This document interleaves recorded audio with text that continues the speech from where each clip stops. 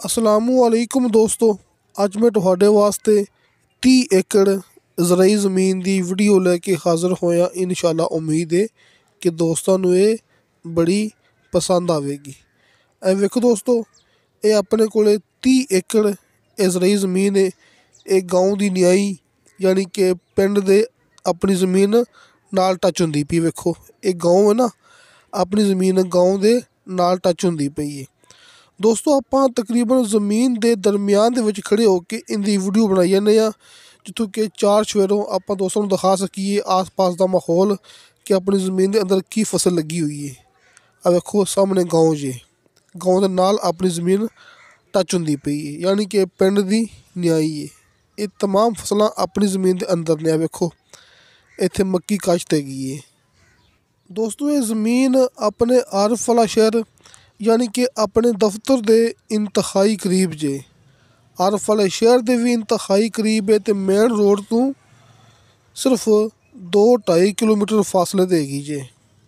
बावल नगर main road लगता है अपनी ज़मीन नाल तो सिर्फ 2-2.5 किलोमीटर अंदर हैगी जे मेन रोड तो मौके तक आ रहा कारपेट रोड पक्का रस्ता। दोस्तों मैं पक्का रस्ता परसों एक मूवी के अंदर दिखा चुकिया।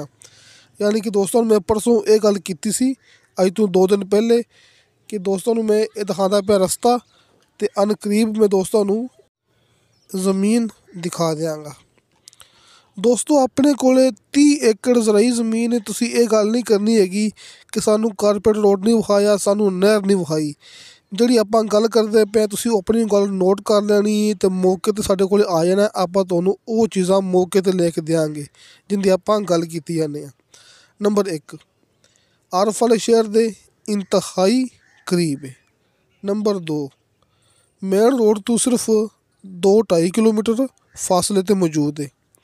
तो नंबर 3 पक्के रस्ते का यानी कि कारपेट रोड मौके तक आ रहा जिथे अपनी ज़मीन का फ्रंट है।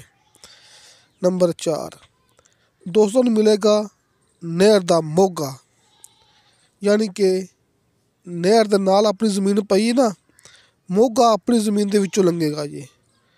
नहर के मुढ़ ज़मीन पई है तो मोगा दोस्तों मौके ते मिलेगा।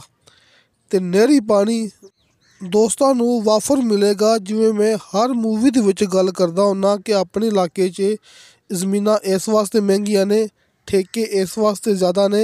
एक तक इत्थे होंदियां पे ने साल दियां 3 फसलां यानी कि आलू, मकई, चावल। दोस्तों अपने इलाके च लोग गंदम ते कपाह बहुत घट काश्त करते हैं क्योंकि ये फसलां तां हर ज़मीन के अंदर हो जांदियां ने। जिहड़ी आलू, मकई, चावल ये हर ज़मीन के अंदर ये फसल नहीं होंदी हैगी। लिहाजा जिहड़ी अपनी ज़मीनां ने आरफ वाले शहर वालियां ये आलू, मकई, चावल यानी कि साल दियां 3 फसलां। दोस्तों 30 एकड़ ये ज़राई ज़मीन है।